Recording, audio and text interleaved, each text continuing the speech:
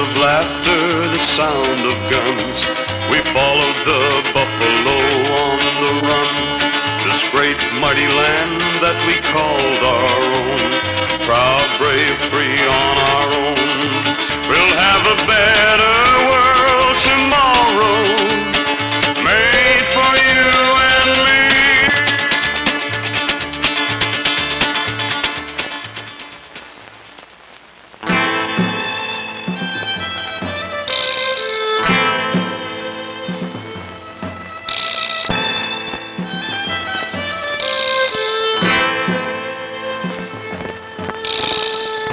It's about a revolution not be conceded.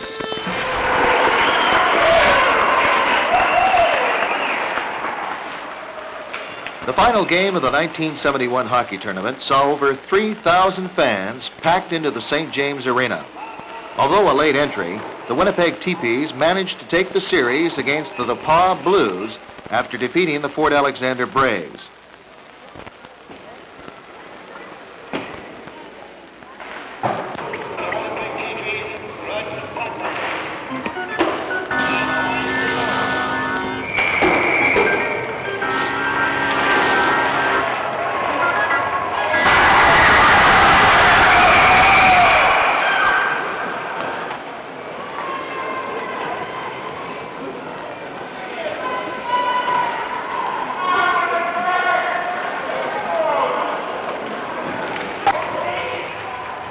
McKay was voted the most valuable player, scoring 2 big goals in that final game.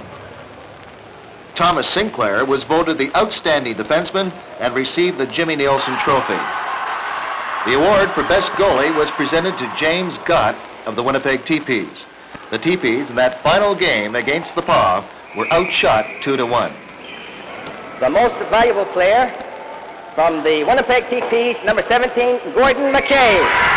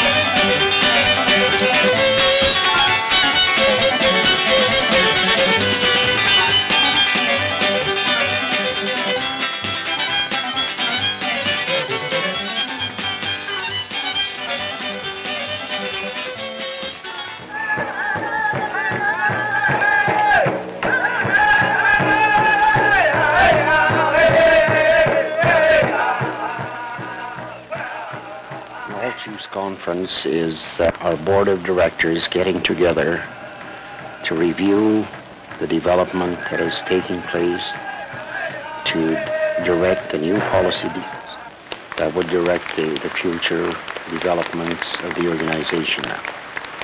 Within the past year, we have held 3, and to finish off the fiscal year, we will probably hold 1 more.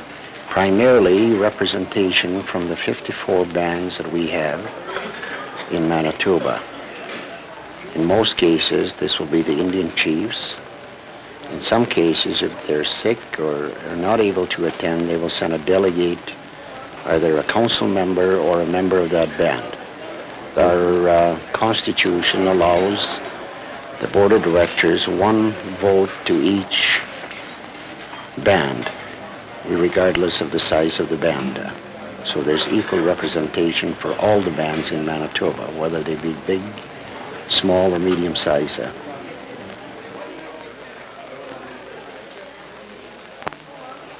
This is a significant year in the lives of Indian people in this province, in that on August the 3rd of this year at Lower Fort Garry, we will be commemorating the centennial of the signing of Treaties number 1 and number 2.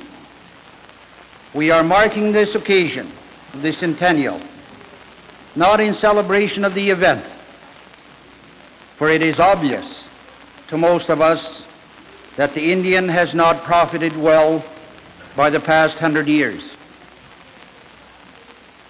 but more as a reminder to the Canadian public, to all the Canadian public, that 100 years ago, the Indian sacrificed much and has received very little in return.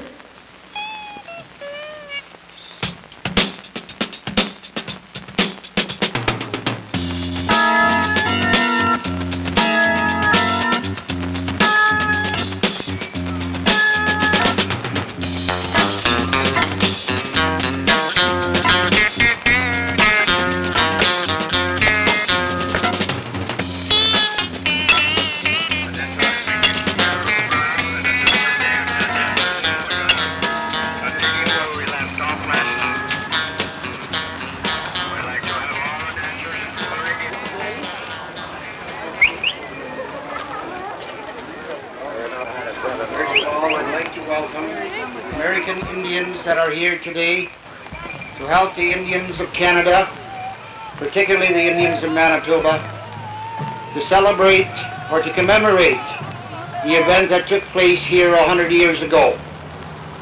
Our ancestors traveled up the river 100 years ago to smoke the pipe of peace so that they would share with the newcomers from the foreign lands what they had of their country.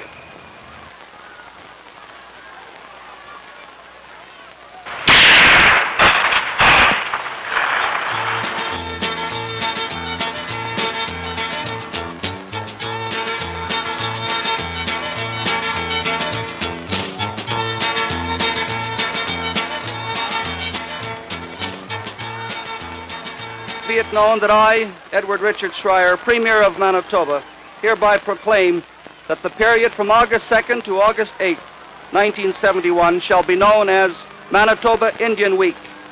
And I recommend to all 1 million Manitobans its thoughtful observance.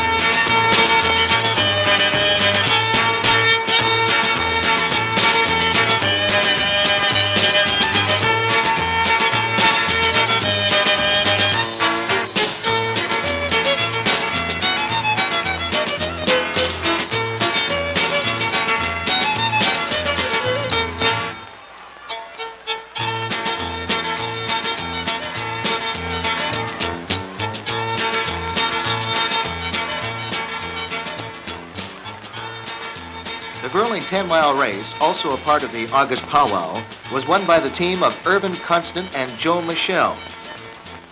The picturesque 10-mile course stretched from lower, led by a minute at the halfway mark, and then pulled away to a 3-minute lead at the finish. The winners covered the course in a fast 1 hour and 35 minutes. A tough second spot to Ahab Partridge and Paul Bignall, also of the PAW. The August long weekend also saw the championship fastball tournament, both teams from Winnipeg put on a solid display of hitting power. At the end of the first inning, the Winnipeg Lakers were out in front 4-0. Final score, 13-7 for Winnipeg natives. 100 years ago, 1871, the tribal chiefs of this vast land could see what must be done. With a white man from so far away, they sought a lasting peace. So they made their mark on that same day and a treaty was released. At Lower Fort Garry in 1871, the brave who once in the past had owned this land made his mark and now we're one. Made his mark and now we're one.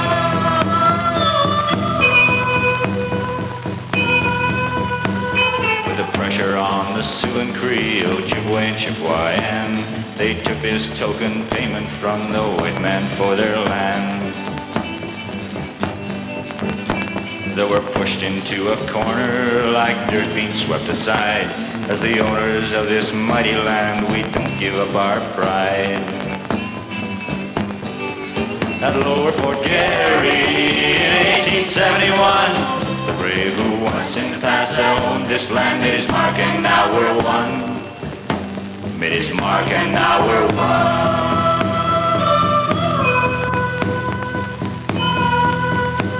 It's time to join together in 1971 to lead the way and show this world the things that must be done. With this Indian pride to be our guide, soon prejudice will die. At Lower Fort Garry in 1871, the brave who once in the past had owned this land made his mark, and now we're one. Made his mark, and now we're one.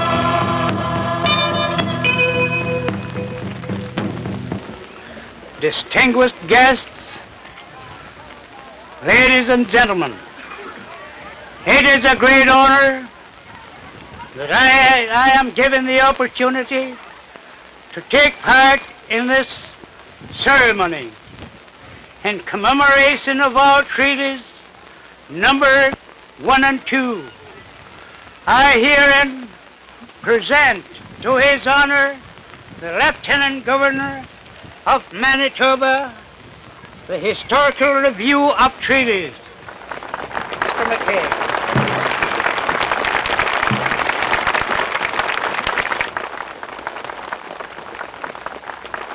When the white man came to settle with the Indian, did he tell us he had already reserved the best lands for those most eager to exploit the new province? Did he tell us we would receive our reservations only after Hudson Bay received theirs, after the railways received theirs, after the white settlers received theirs? For the white homesteader did indeed receive his land, and very good land it was. As much per person as per family we received, and more, and his was free. Did he dare tell the Indian that all of the land set aside in Manitoba was set aside before we even began negotiations? Over 90% was reserved to the white man or his corporations. That the remaining 10% reserved for the Indian was the worst land, the most unproductive land, the land with the least potential. He did not dare to do so, for if he had, he would have had to take his troops from Europe or Africa or wherever in the world they might have been, because he would have had one hell of a time in the so-called taming of the West.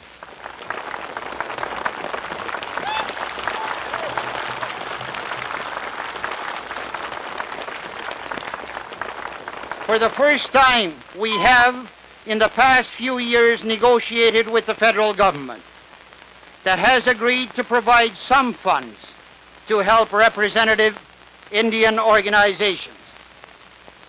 For the first time in our history, we have in Manitoba a provincial government that has indicated willingness to accept some share of its responsibility for those of its citizens who are registered Indian people, citizens who now pay and who have always paid provincial taxes. We acknowledge these facts amongst ourselves and in the presence of representative governments here today. We say to them, we honestly require in return. We negotiate in good faith, for to do to others otherwise would be to degrade ourselves. So long as they deal with us honorably and intelligently and with respect, our doors will always be open, now and in the future.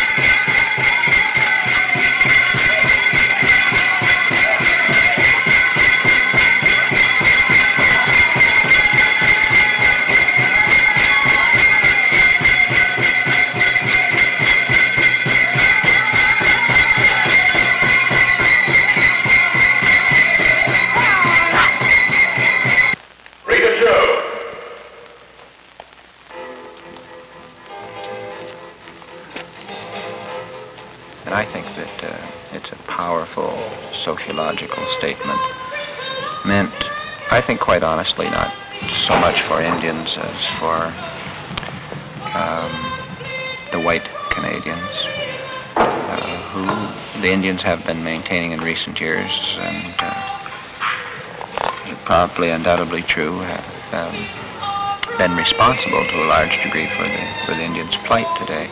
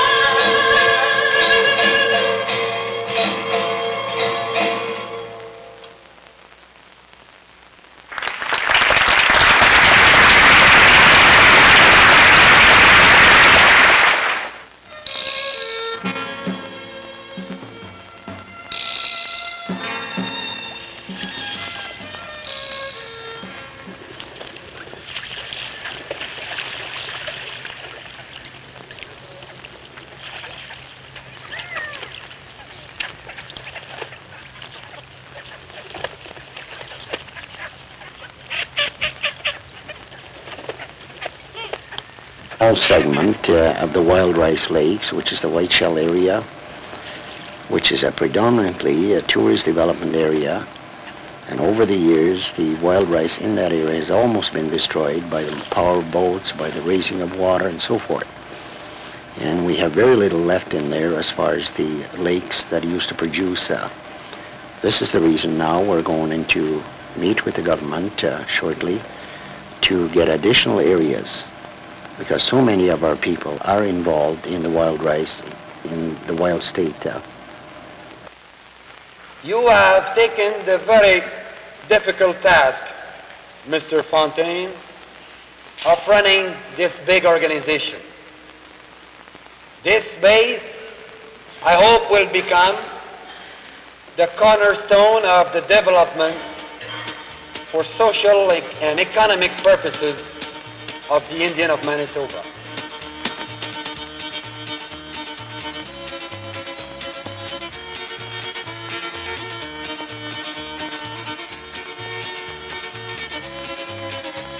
The Usawikan Training Center is an example of the beginning of true cooperation between Indian people and government.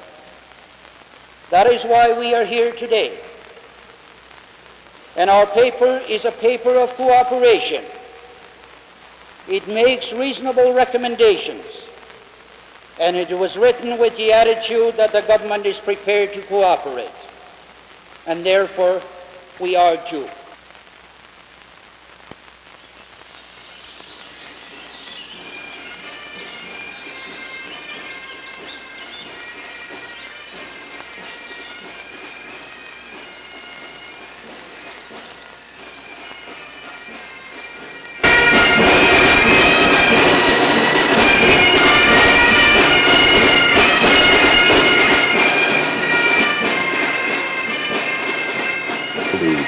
Paper is a culmination of the discussion, consultation that had taken place the last year with the 54 bands in Manitoba. There was also the research that we had done of the historical development and what had taken place over the last 100 years, and showing what the conditions are today as far as the Indian community is concerned. There is statistical background there to support the conditions that we outline in the present situation.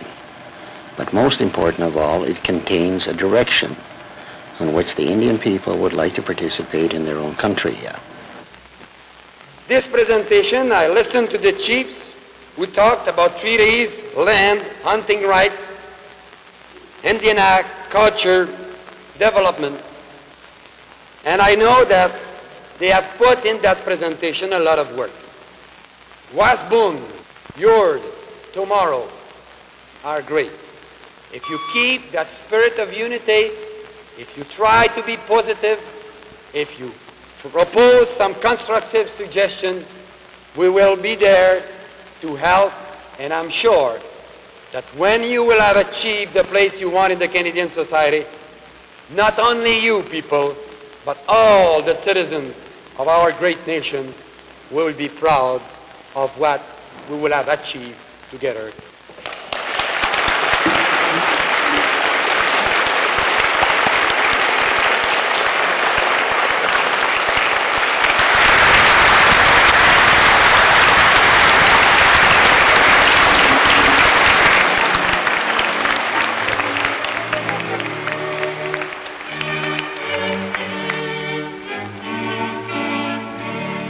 As Christmas grows near, there grows within you wondrously a feeling of great peace. The glorious pageant of sight and sound is about to unfold before you, and every emotion of that ever-to-be-remembered miracle is expressed through Christmas carols. And suddenly, you are following the Christmas star on that night long ago in history, which began the greatest story ever told.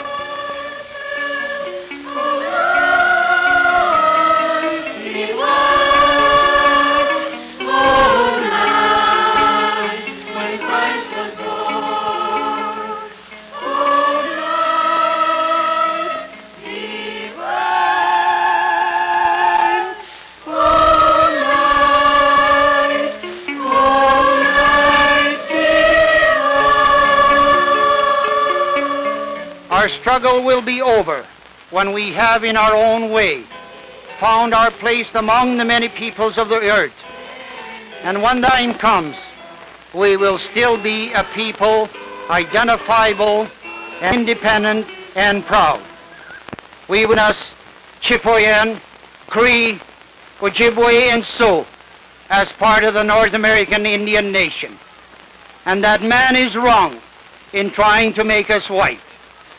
For in the ultimate end, we will stand before him and say proudly, but humbly, Lord, I am one of those red men you made in your world. I am an Indian.